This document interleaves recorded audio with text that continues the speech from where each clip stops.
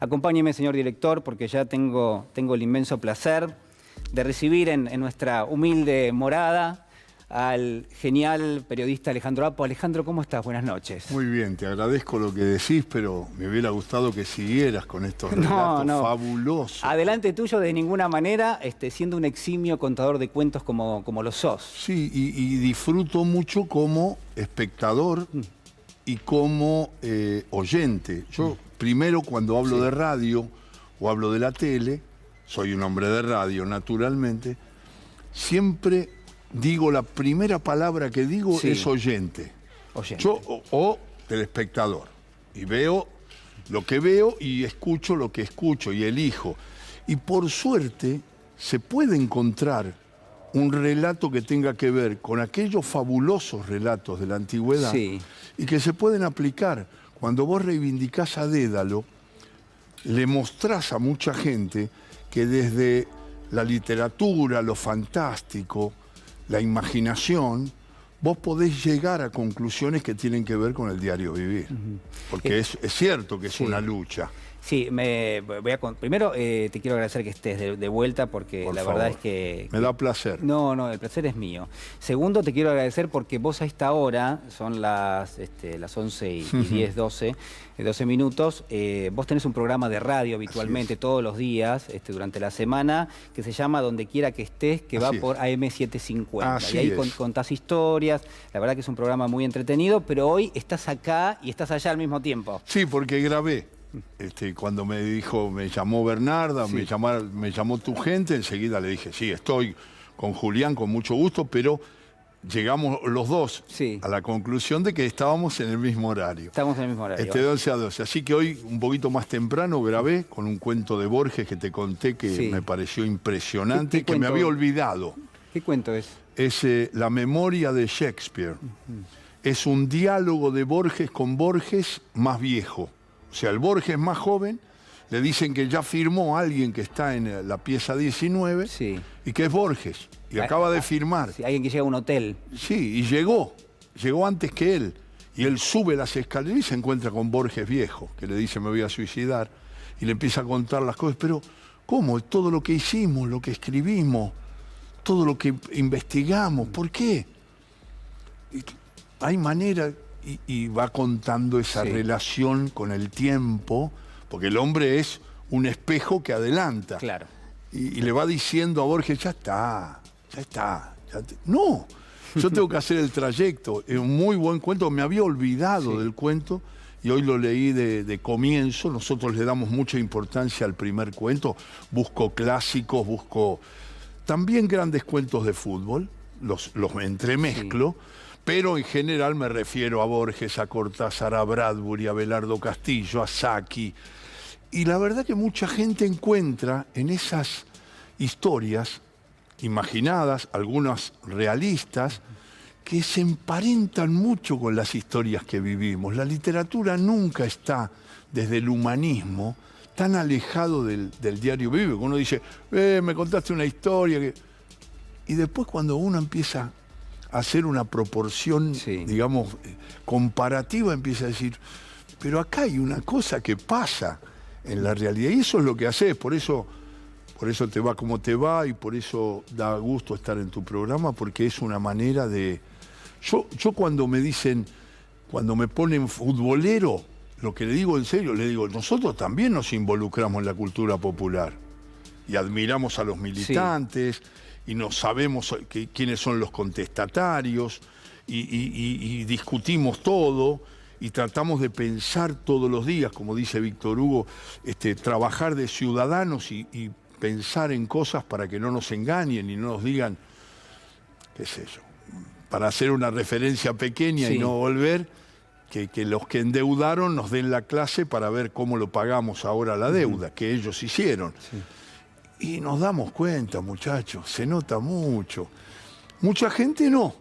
Y entonces trabajan sobre eso con los medios de comunicación y eso complica mucho, porque en el fútbol también hay más operadores que comentaristas y periodistas, ¿eh? También. ¿Cómo es eso? Y es un fútbol que se ha hecho a partir de la idea del fútbol de la televisión. Por eso odian el fútbol para todos, que fue glorioso, que fue patrimonio cultural de los argentinos. Tenemos que disfrutar del fútbol, naturalmente, y un tipo en la punta del país o en la otra punta podía ver a su equipo con su familia en forma libre y gratuita. Y ahora volvió a sus antiguos dueños, digamos, esa filosofía que hace que, por ejemplo, se hable solo de River y de Boca, y no se hable de Estudiantes y de Racing, que son los mejores exponentes del campeonato, y lo que está haciendo Palermo con Aldo Civi. Y yo escucho que eso, la gente, no, pero ¿y Boca cómo anda? ¿Y qué sé yo? Hablemos un poco, abramos un poco. ¿Y qué son los intereses que hay detrás del fútbol? Y son los tipos que le dicen, habla de eso, peleate, los productores, muchos productores que dicen peleate porque si no, no pasa nada. Y entonces tienen toda una visión que tiene mucho que ver con el poder real. Alejo, te quiero preguntar por dos o tres cosas, pero principalmente por algo que estás diciendo que queda siempre digamos, un poco en términos de lo residual de lo cual vas hablando, que es la literatura y el fútbol como espejo de la vida. Sí. ¿No? En todo sentido, hasta incluso en términos políticos también. Tiene mucho que ver, porque nosotros, si no, los intelectuales habían hecho alguna vez eso de futbolero, energúmeno. Sí. ¿Qué pasó? Y no es así. No es así. Hay mucha gente que se involucra en la cultura popular y que va abriendo caminos a partir de eso, no solamente por leer un cuento, sino también por interpretar, qué sé yo, un personaje como Maradona, si vos lo tomás. Sí. Yo lo que hago siempre es analizarlo como futbolista o como entrenador. Sí. Nunca como persona, porque yo soy un hombre tan defectuoso. Una vez me preguntaron eso, un periodista, que medio se enojó con mi respuesta.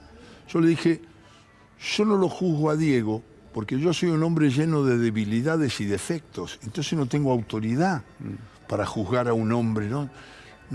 Que otros deben ser maestros de la vida y de la conducta, pero yo. Entonces, ¿cómo hago? Tomo al futbolista. Porque entonces yo te diría, si yo tengo que analizar, vamos a poner la actualidad, a Lionel, a Messi, a Cristiano Ronaldo, a Lewandowski, ¿cómo son con sus amigos, con sus parejas? No sabemos. No sabemos. ¿Cómo se comportan en la vida? Yo juzgo el juego. Y cuando yo hago eso, saltan algunos y dicen, bueno, como jugador no vamos a decir nada, careta, porque es el más grande jugador de todas las épocas. Yo te iba a preguntar esto, y la verdad es que es algo que hasta que uno no lo vive no puede preguntarlo. ¿No estamos todo el tiempo ahora volviendo a Maradona? ¿No estamos todo el tiempo revisitando los momentos de la vida de Maradona y no encontramos ahí, más allá de la belleza de lo que ha sido como jugador, también como un poco todo ese derrotero en su vida, lleno de pasiones y vos, como vos decías, de debilidades que son también propias, digamos, que uno también dice, bueno, esto que le pasaba a él, quizás me pasó a mí de otra manera, pero también en algún momento cercano. Cuando vos me pones esa pregunta, yo enseguida lo que pienso es Maradona futbolista. Entonces yo digo lo que yo pienso desde el fútbol. Pero eso también tiene mucho que ver con la opinión y con la manera de correrlo a Diego de las excelencias. Entonces yo digo, fue el único jugador de la historia del fútbol que dio respuesta a todas las preguntas y los obstáculos que el fútbol le puso en su camino. Los resolvió desde la inteligencia de la habilidad, desde el don de mando, el liderazgo. Todo eso se juntó en un hombre. Por eso es incomparable, por eso es único. Por eso yo le llamo, para que se entienda bien, cuando me dicen algo, le digo, es el inventor de la pelota. Ahora después veamos cómo viene la mano. Después está los temas, cuando me llaman de algún programa y me dicen, mirá, queremos hablar de la interna. Yo no hablo de eso. Porque yo, primero que no conozco, y segundo que no me siento con autoridad para hacerlo. No soy juez, no tengo la autoridad de un juez. Y entonces me quedo ahí. Ahora, la esperanza que tengo con Messi, con este grupo, Scaloni me tapó la boca de una manera increíble, porque yo jamás lo hubiera puesto a Scaloni. ¿En serio? No, y si no tenía ningún trabajo hecho en ningún equipo. Fue de menor a mayor, decís vos. Trabajaba con el grupo de Sampaoli, era el segundo de Becasese, digamos, venían Becasese y él, dio una lección. Puso jugadores que son de él, el defensor, el chico Romero, y el arquero, el Dibu Martínez. Son jugadores de él, el nivel de Paul, lo que está jugando Messi, lo que juega Di María, que yo le llamo irónicamente Jairzinho, evocando a un extraordinario jugador de Brasil. Sí. Porque está bárbaro sobre la derecha, mira, se acomoda con Messi, con Lo Celso, mete goles de sutileza, el que le hizo a Brasil, por ejemplo, para definir la Copa América. Y lo clasificó con el grupo de jugadores y Scaloni al equipo 5 fechas antes de la eliminatoria y puede estar midiendo con quién va a jugar, que ahora ya está el sorteo, Arabia Saudita es el primero, México y después Polonia, y está probando jugadores, pone jugadores jóvenes, los pudo poner en los partidos de eliminatoria, tiene algunos amistosos, va a jugar el partido con Brasil, que la FIFA insólitamente lo programó para el 22. Bueno, la FIFA es extraordinaria, la FIFA es increíble. ¿Y te genera ilusión algún otro equipo que no sea Argentina? Ilusión, digo, desde el punto de vista de cómo juega, ¿no? Y te voy a decir una cosa que no corresponde al fútbol, porque los sagrados imprevistos del fútbol lo anulan eso. Bien. Es que para mí no se le puede ganar a Francia. Yo creo que Francia va a ganar los 7 partidos. El nivel de Mbappé, de Benzema, de Kanté, de Pogba, yo creo que Benzema es un delantero que no se... Una vez le preguntaron a un defensor italiano, Bonucci, quedó afuera del Mundial Italia, por hacérselos vivos. Bonucci le dijo, y si te vienen ellos, te vienen por ejemplo Mbappé y Benzema, ¿cómo harías? Y los tiro contra los carteles, no se pueden parar. Claro, no se pueden detener si no es con violencia, porque son jugadores... Yo creo que Francia está un escalón o 2 arriba de todos. Pero después el fútbol tiene... La dirección de un partido cambia y vos... Sé que fuiste mucho a la cancha de River, sé que fuiste futbolero, que ahora no estás tan cercano al fútbol. Pero vos sabés que una mala decisión del árbitro, que un pique, que una pelota en el poste entra o sale, puede cambiar la dirección de un partido. Lo imprevisible, ¿no? Puede ser. Entonces todo puede ser. Y creo que Argentina, en ese grupo, vamos a ver cómo entra con Arabia Saudita. Ya escuché a colegas diciendo, ya está, Arabia Saudita es el más flojo, ganamos. Nadie gana en las vísperas. Alejo, bueno, hemos charlado en algún otro momento, yo sé que sos un observador muy agudo de la realidad social, ¿no? Gracias. Bueno, digo, pero soy un comentarista de fútbol que tiene su opinión. No, y que tenés sensibilidad, digo, nada, la pregunta es totalmente abierta, digamos, ¿qué te preocupa? ¿Qué te tiene feliz? ¿Dónde te parece que tenemos que tener expectativa? ¿Y cuáles son los peligros que quizás están ahí campeando un poco a sus anchas? Y que, bueno, yo recién hacía una mención a algo, ¿no? A veces aparecen recetas que ya hemos visto que en el pasado que no han funcionado, se presentan como nuevas y bueno, hay un sector de la sociedad que parece redescubrirlas en todo caso. Hay que ir viendo cómo el gobierno, que sufre el ataque permanente desde todos los lugares del poder real, cómo puede acomodar las cosas para que la gente entienda que en una alternativa, volver a los anteriores sería un tema que tiene mucho que ver con la destrucción social. Es decir, alejar a la gente de todas las posibilidades que pueden dar los derechos. Vos lo dijiste en la apertura, charlando de cómo uno se tiene que acomodar. Por supuesto que nosotros tenemos una mirada crítica también cuando el gobierno no afirma esa confianza en los militantes y profundiza las políticas.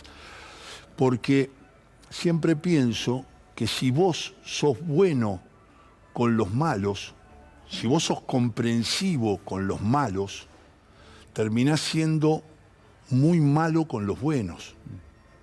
Los terminás complicando, porque si vos les tolerás, si vos los ayudás, si vos les das en eso, qué sé yo, sueldos para que paguen de sus empresas, que les va bárbaro en muchos sentidos, Y vos estás siendo malo con todos los que luchan para poder afirmar esa Argentina, que es la Argentina humanista, la de los cuentos también.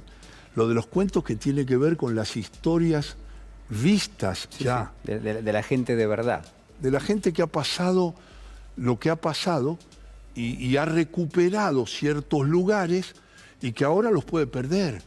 Y entonces ahí tenemos que ser militantes. ¿Te parece que, porque esto también quizás lo hemos conversado en otro momento, está allí como una especie de confusión donde uno presupone que los derechos ganados, que la historia que la Argentina tiene en función de la pelea, de la lucha, de las causas vinculadas a esos derechos, no pueden ser de alguna manera llevados hacia atrás, que no se pueden perder? Pero eso sí. Y la pregunta es, hemos visto cómo pasó la pandemia, Sí. que ha profundizado las desigualdades.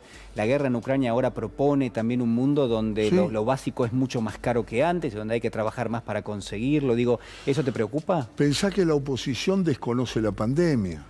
Vos cuando discutís con alguien enseguida, bueno, la pandemia, ya está. ¿Cómo ya está? Tuvo que atravesar una pandemia.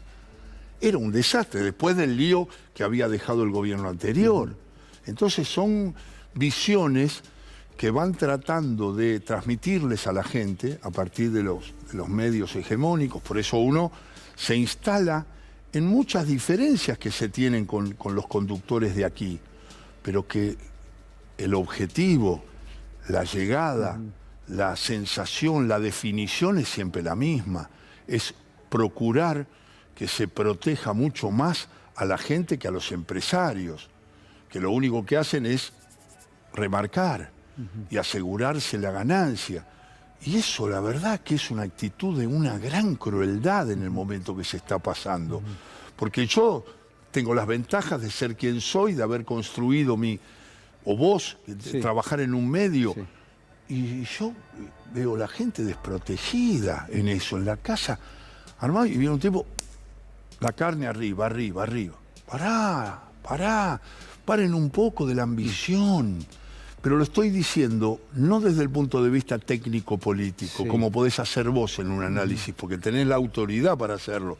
Yo lo hago desde el ciudadano. Pará un cacho. Pensá que la mujer tiene que poner un poco más de carne en el guiso. Y no vengas yo me cubro, yo me cubro, yo me cubro. Hay que tener una actitud más nacional y popular.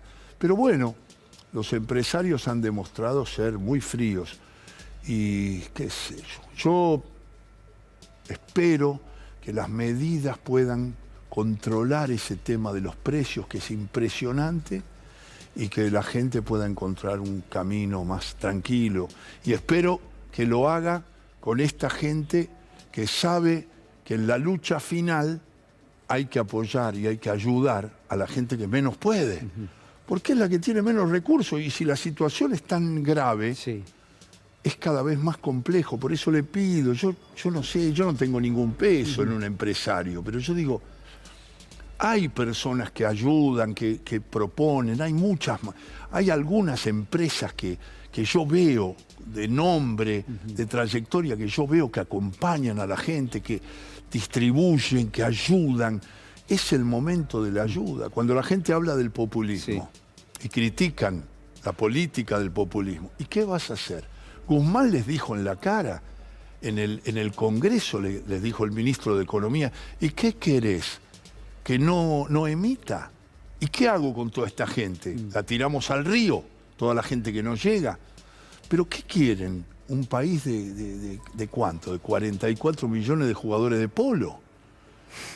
Hay algo que a mí me parece importante siempre cuando uno hace un análisis en términos sociales, económicos o políticos, que es también mirar qué está pasando en el contexto, ¿no? La Argentina no es una isla, la Argentina forma parte del mundo, del concierto y de naciones y del mundo. Y ahí lo que se ve es que hay determinado tipo de registros vinculados, por ejemplo, a lo político, que acá también se empiezan a dar. Por ejemplo, que hay sectores de derecha y de extrema derecha que, como dice Jorge Alemán, ya no tienen que esconder absolutamente nada, que ya te proponen directamente lo que van a aplicar y que son seguidas, bueno, la elección en Francia, por ejemplo, ¿no? De Marine Le Pen, con una agenda realmente regresiva en términos sociales, bueno, logra concentrar más de 40 puntos en términos de la votación. Digo, no te voy a pedir que lo analices desde el punto de vista político, pero sí, digamos, ¿qué reflexión te genera eso?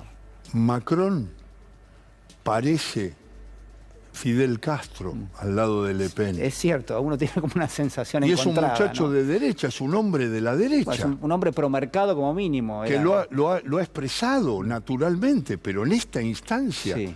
Y me parece que la gente caminó hacia darle la espalda a Le Pen. Y me parece que esos son... Vos me decís, pero no se soluciona el tema de fondo. Pero vamos camino. Podemos discutirlo, sí, podemos hablarlo con Macron. ¿Qué podríamos haber hablado con Marine Le Pen? Nada.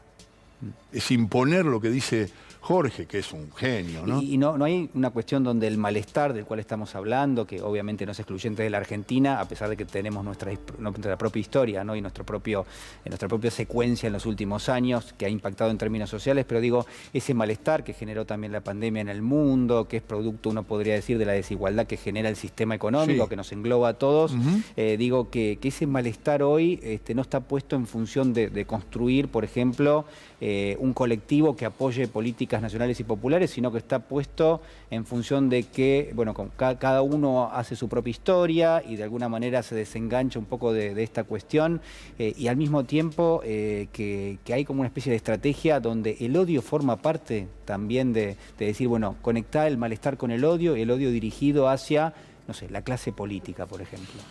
Y yo creo que ahí confío, sí, en que la gente que gobierna ahora entienda perfectamente eso y que finalmente, dándole un mensaje a la población, termine en la unidad. Y después discutimos todo, sí, pero no dejando que accedan al poder las personas que ya sabemos lo que van a hacer, porque ya lo conocemos. Vos dijiste en un momento recetas que ya están probadas y que fracasaron.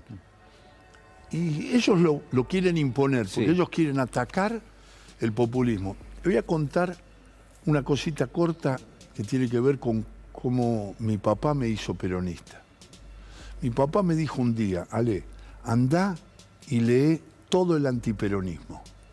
Lee los diarios, la prensa, La Nación, lee y lee lo que sostienen los hombres que sacaron al peronismo del poder, los militares, todo, léelos a ellos y después me contás, vení y hablame. Por supuesto que a los 10 días volví y le dije, papá, soy peronista. Porque es una cuestión que tiene mucho que ver con el momento, ¿eh? Tiene mucho que ver. El otro día escuché algo que dijo Perón una vez del peón rural. Cuando ellos suben, los peones ganaban, no sé, 12.000 pesos, que sería una cuestión de que ganaran ahora 12.000 pesos. Era un desastre. Andaban, dice Perón, el general dice, andaban andrajosos todos. Y no tenían ni para dormir, no se podían sostener, compraban 2 atados de cigarrillo con esa plata. Entonces, cuando gana el coronel, el que después fue general, dice, muchachos, lo primero que tenemos que hacer es cambiar el edicto del peón rural. Lo primero que tenemos que hacer es eso. Entonces, cuenta Perón con su gracejo, dice, le pusimos un sueldo digno, levantamos mucho el sueldo y podían vivir, ponele, de 12.000 se fue a 80.000, ponele. No tengo cifras. Sí, pero 80, 90 podían rebuscársela. Cambiamos eso, cambiamos muchas cosas de los edictos y de la relación con los patrones, y fue la primera decisión que yo tomé cuando asumimos en el 45, en el 46. Dice, ¿y qué pasó, general? Dice, el primer llamado que tuve a la mañana fue de mi mamá, que desde la estancia me dijo, escúchame, Juan, vos te volviste loco, nosotros no podemos pagar esa plata. Y él le responde, mamá, o cerrá la estancia o pagá lo que tenés que pagar, porque no pueden vivir esa gente así. Entonces todos tenemos que entender que los matices, las ideologías con detalles de matices, vos fuiste más a la izquierda, yo más a la derecha, pero vos lo que tenés que priorizar es que tenés que ayudar a los que están solos y desprotegidos. Alejo, te quiero agradecer muchísimo por estar con nosotros esta noche, ¿eh? A vos, y la verdad que siempre me da placer, y cada vez que me digas, hago la grabación, busco un buen cuento de Cortázar y me vengo para acá. Bueno, qué lindo hablar con vos de Cortázar, de Borges, de Bioy, de tantos otros, ¿no? Realmente. Alejo, estás en donde quiera que estés, AM750 de 23 a 24, Así también, es. ¿todo con afecto? Sí, lo hago en Radio Nacional, Sí. de 3 a 5 los sábados, de 15 a 17, los sábados por Radio Nacional, y a veces lo llevo a mi nieto Bruno, hijo de Paula, que sabe más de fútbol que yo. Bueno, 10 años tiene. Muchísimas gracias. Un abrazo y muchas gracias a vos y a toda tu gente. Muchísimas gracias. Bueno, nos metemos a...